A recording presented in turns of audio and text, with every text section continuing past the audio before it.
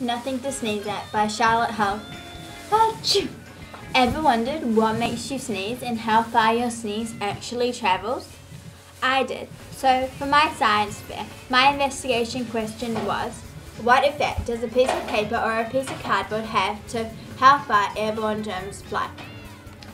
My aim was to build a model to demonstrate how far airborne germs travel and what effect a piece of paper or a piece of cardboard has on how far the airborne germs fly.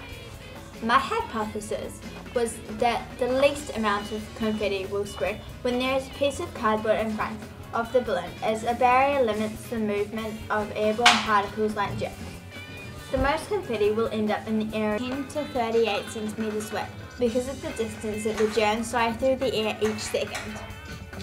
For my experiment, I had to find a big room and measure out circles of diameters 0 to 10 centimeters, 10 to 38 centimeters, 38 to 66 centimeters, and 66 centimeters plus, with white chalk. I used plain white balloons and 30 pieces of foil confetti for each balloon. Then I popped the balloon at 1 meter off the ground and recorded the information.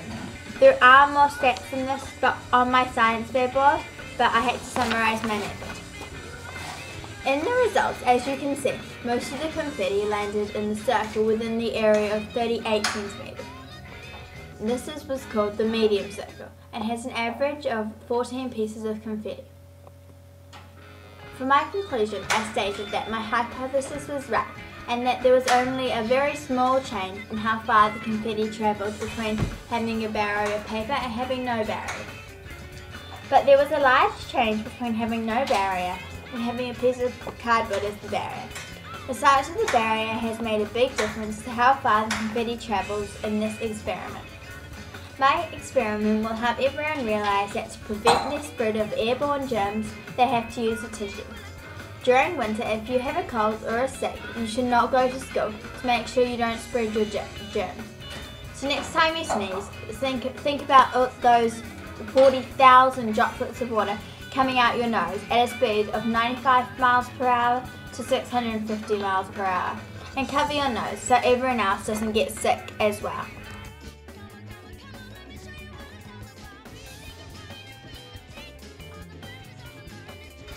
Thank you for watching. Brought to you by Charlotte and Michaela.